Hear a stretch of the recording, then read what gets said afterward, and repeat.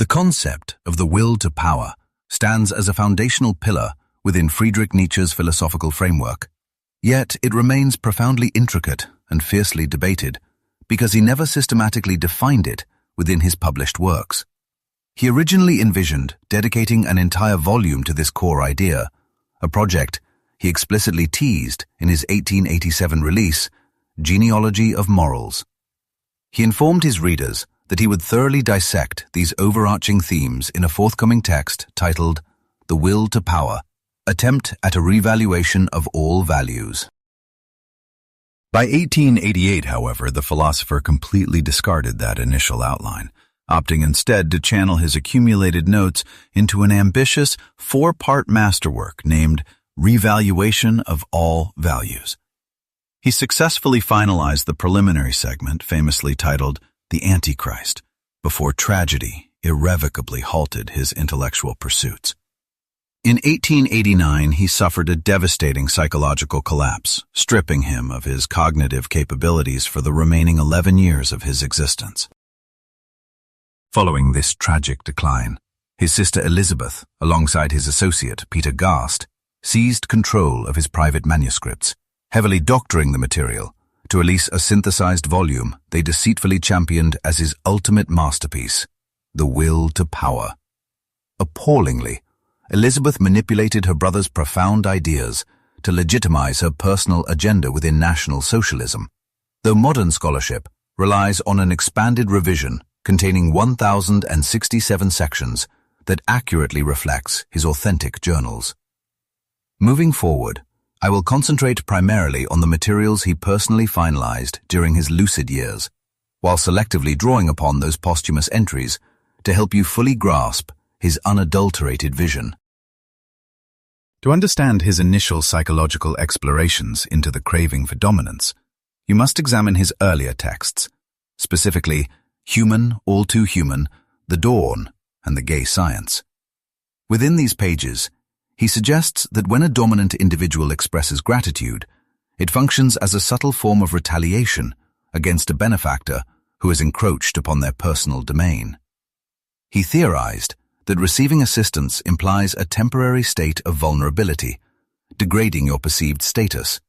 Therefore, returning thanks cleverly flips the dynamic, artificially positioning you as the superior figure and the benefactor as your subordinate.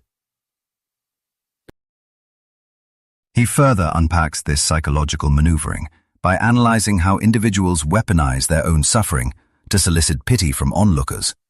He challenges you to recognize that public lamentation often serves as a calculated strategy to inflict emotional distress on the audience, thereby granting the weak a consoling sense of agency through their lingering capacity to generate pain. At this juncture in his career, he harbored a distinct disdain for this appetite for control, predominantly invoking it to scrutinize behaviors he found detestable, a perspective that would shift dramatically leading up to the Genealogy of Morals. This intellectual evolution revealed a fascinating paradox. The longing for supremacy permeates the actions of both the influential and the powerless, acting as the hidden engine behind even the most self-deprecating behaviors. He arrived at the pivotal realization that the overt rejection of ambition, manifested through asceticism, meekness, and the denial of worldly influence, is actually fueled by an inverted thirst for control. Consequently, he concluded that the most intense sensations of supremacy ever experienced on earth likely resided within the minds of passionately devout ascetics. Drawing inspiration from classical antiquity, he observed that ancient Greek culture placed a higher premium on possessing authority, even if it invited immense suffering, than on enjoying a peaceful but subjugated existence. True strength, he argued, requires no external validation through the oppression of others.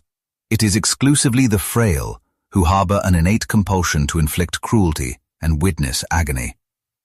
Recognizing this ancient reverence for self-mastery catalyzed his transition toward a psychological monism, proposing the radical idea that absolutely every human impulse might ultimately distill down to the will to power. Although he hesitated to immediately formalize this sweeping conclusion, the underlying thesis struck him with the force of an epiphany in 1883, plunging him into a manic state of creative fervor that birthed "Thus Spoke Zarathustra." Within this monumental narrative, the will to power emerges as one of the three central doctrines, standing proudly alongside the concepts of the Ubermensch and the eternal recurrence. Ultimately, he declared that life itself values supremacy above mere survival, portraying the will to power not as a tool for subjugating others, but as a relentless, dynamic force, constantly striving for ultimate mastery over oneself through the perpetual overcoming of obstacles. True self-realization requires you to cultivate your authentic identity, transforming into the person you are destined to become. The character of Zarathustra perfectly illustrates this internal battle for the will to power, pushing through relentless barriers and inevitable pushback. Yet dominating others holds absolutely no appeal for him, which he famously expresses by admitting he lacks the roaring authority to issue commands. Instead of seeking blind obedience, he continuously urges his followers to forge their own independent paths, rather than simply marching behind his lead. In his work, The Antichrist, Nietzsche distills the concept of the will to power with striking clarity. Goodness stems from anything that amplifies our inner strength, whereas wickedness is born strictly out of frailty.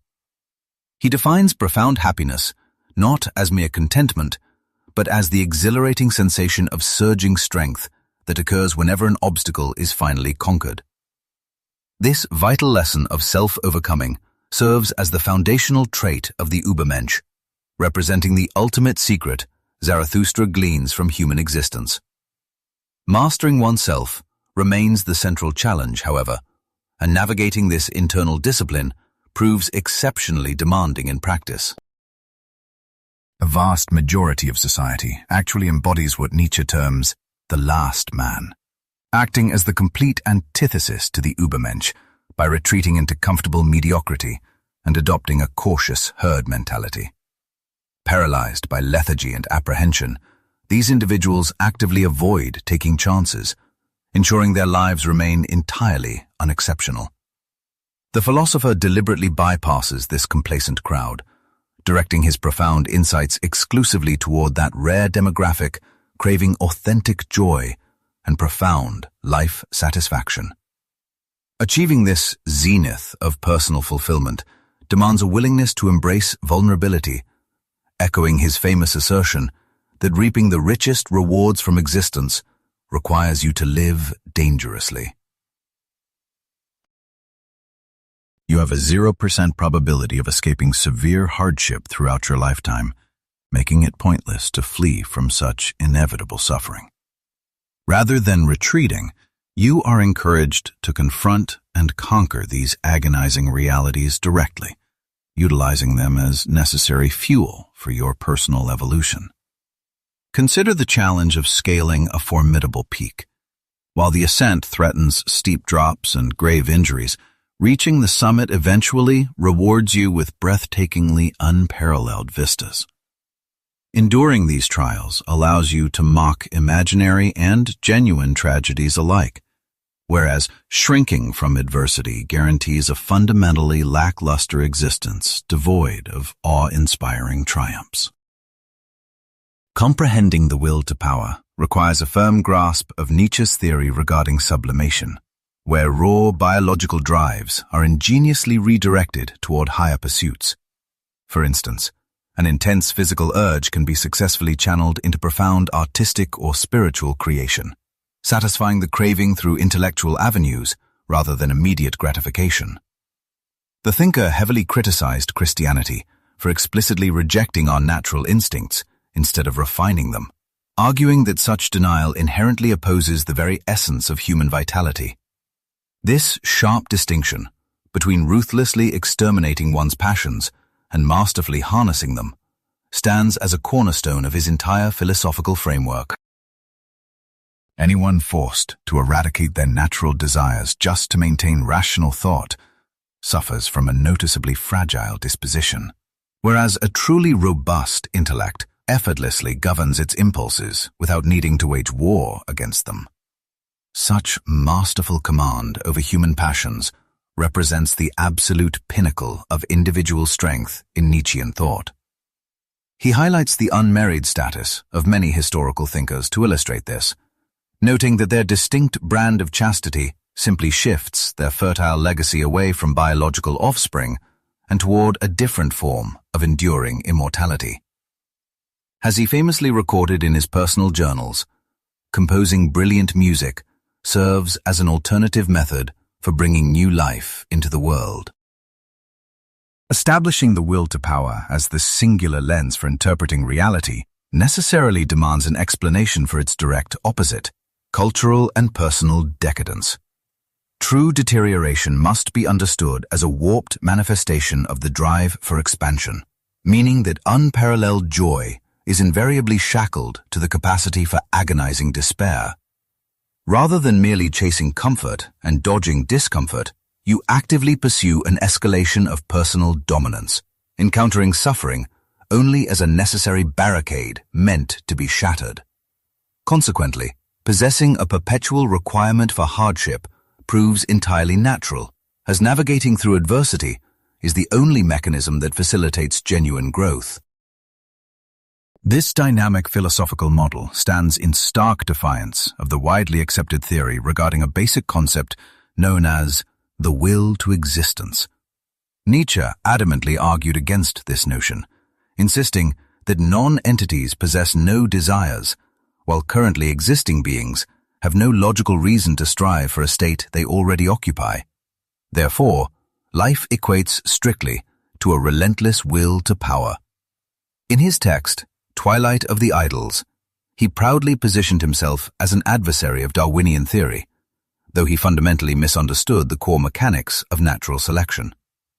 By mistakenly conflating Herbert Spencer's doctrine of basic self-preservation, often popularized as survival of the fittest, with Darwin's actual focus on the propagation of advantageous traits, the philosopher ultimately attacked a flawed interpretation of evolutionary science. Within the pages of The Gay Science, Friedrich Nietzsche articulates that a mere desire for self-preservation signals a state of crisis, acting as a constraint on life's fundamental urge to expand its influence. He argues that this core drive often willingly endangers its own existence to achieve dominance, viewing the basic fight for survival as a mere anomaly or a fleeting suppression of life's true vitality. Consequently, it becomes evident that his conception of enduring is never just about staying alive. Rather, it revolves intrinsically around an unconscious, universal pursuit of escalating supremacy. This philosophical thread continues strongly in Beyond Good and Evil, a text that features 11 distinct aphorisms dedicated to exploring the will to power, the highest frequency found across all his published writings. In these passages, the philosopher directly challenges the prevailing scientific consensus, urging physiologists to reconsider their classification of self-preservation as the primary biological drive. He insists that any living organism fundamentally yearns to unleash its inherent energy, suggesting that basic survival is merely an incidental byproduct of this profound compulsion to transcend current limitations and grow ever greater. You can visualize this dynamic by observing how a tree instinctively extends its root system to consume available resources. Similarly, human beings relentlessly pursue improvements in their physical vitality, financial standing, and social dominance as tangible manifestations of this very same drive. Long before Charles Darwin popularized his evolutionary theories, Arthur Schopenhauer formulated a parallel framework centered around the will to live, a concept that profoundly shaped our subject's early intellectual development. Although the younger thinker initially viewed Schopenhauer as a profound mentor, he eventually discarded the older philosopher's survival-centric premise in favor of his own dynamic paradigm, noting that a student fails their instructor if they never evolve beyond pure imitation. To fully grasp this divergence, You must understand that Schopenhauer envisioned his unifying force as a metaphysical entity, heavily influenced by Immanuel Kant's notion of the noumenon, or the enigmatic thing in itself. This hidden reality operates entirely outside the boundaries of human observation, standing in stark contrast to the phenomenon, which encompasses everything we can actually hear, see, and experience. According to this deeply pessimistic worldview, this relentless underlying force acts as the root of all human misery, locking humanity into an endless, exhausting cycle where acquiring our desired objectives offers only temporary relief from agony rather than any lasting fulfillment. Despite this overwhelming gloom, Schopenhauer conceded that profound encounters with music and the arts could grant us fleeting moments of tranquility by temporarily silencing our ceaseless yearnings.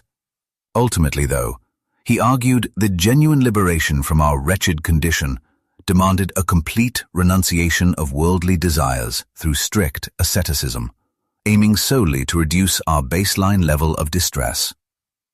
In sharp contrast, our later philosopher enthusiastically embraces hardship, arguing that confronting agonizing obstacles is a vital requirement for personal evolution. This perspective ultimately birthed his universally recognized assertion that surviving near-fatal trials inevitably fortifies our resilience.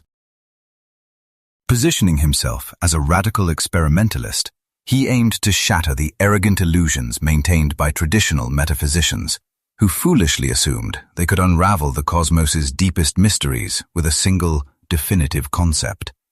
He provocatively theorized that the supposedly objective will to truth, championed by intellectuals, is in reality merely a disguised expression of their own craving for dominance.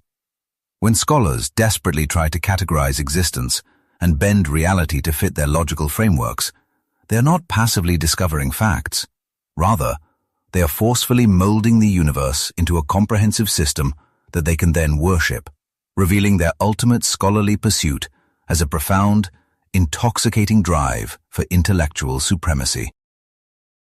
Returning to the arguments presented in Beyond Good and Evil, the author challenges you to imagine a scenario where every single biological instinct, from feeding to reproduction, could be traced back to a solitary, foundational drive. If we could successfully observe the universe from an internal perspective, he concludes, we would recognize it exclusively as the will to power, and absolutely nothing beyond that. Naturally, this sweeping cosmological claim has led certain academics to interpret his core idea as a grand metaphysical force akin to Schopenhauer's earlier theories, which introduces a significant paradox given his well-documented disdain for traditional metaphysical systems. To resolve this tension, numerous experts argue that his framework should be viewed as a practical psychological hypothesis meant to guide individual growth rather than a literal description of cosmic reality. However, as his intellectual career progressed, he increasingly described this phenomenon as an underlying energy animating the entire universe, a contradiction that Martin Heidegger later famously utilized to classify the philosopher's work as a unified metaphysical system. We can reconcile these seemingly opposing views by recognizing a crucial distinction. When he attacks metaphysics, he is specifically dismantling the static, unchanging ideals of the Platonic Christian tradition, fundamentally rejecting any notion of a rigid celestial hierarchy in favor of perpetual, dynamic transformation. When you examine Nietzsche's will to power, you discover it represents an endless process of continuous becoming, rather than a fixed, permanent state. This philosophical framework operates as a singular reality where existence itself is fundamentally understood as an ongoing transformation. Consequently, existence does not stand in opposition to this constant change. Instead, the very nature of continuous change inherently encompasses all existence. By grasping this fundamental premise, you can begin to explore the profound metaphysical dimensions underlying the will to power. An essential aspect you must understand regarding Nietzsche's framework is its inherent relationality. meaning that any form of influence solely exists through its interaction with competing forces. Rather than independent entities forming connections after the fact, fundamental elements derive their entire identity directly from these complex interactions. This perspective dictates a highly dynamic reality, lacking any isolated origins distinct from the resulting effects they produce. Consequently, you must interpret this structure as an unavoidable drive for perpetual expansion, where dominance only survives by continuously defending its position and aggressively seeking supremacy over rival forces. However, referring to a singular will to power can misguide your understanding, since the entirety of existence is composed of this driving force. Instead of functioning as an isolated entity, it constantly operates as an ever-shifting, interconnected multitude of competing drives, infinitely extending outward ad infinitum in a perpetual state of internal conflict.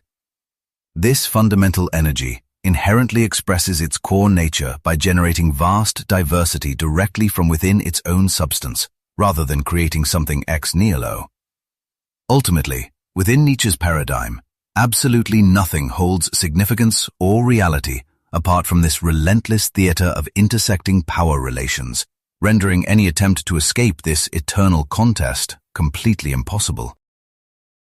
You should not view this inherent chaos merely as a burdensome obstacle to survival or a barrier to a comfortable existence, because it simultaneously serves a deeply constructive purpose. This underlying turmoil acts as the absolute foundation for all forms of artistic expression and innovation, serving as the essential catalyst required for anything genuinely original to materialize. As the philosopher famously proclaimed, one must still have chaos in oneself to be able to give birth to a dancing star, perfectly illustrating the necessity of inner turmoil for profound creation. Ultimately, you must recognize that Nietzsche's conception of the will to power fundamentally avoids serving as a purely abstract metaphysical principle. His primary focus remains deeply rooted in humanity, framing this vital force predominantly as a defining condition of the human experience. The projection of this drive from the mortal realm onto the broader cosmos serves only as a secondary reflection of his core psychological theories. For the philosopher, financial riches and military might never represented genuine strength. Instead, he completely understood that true authority requires rigorous self-discipline and profound self-overcoming, which stands as the absolute cornerstone of the will to power.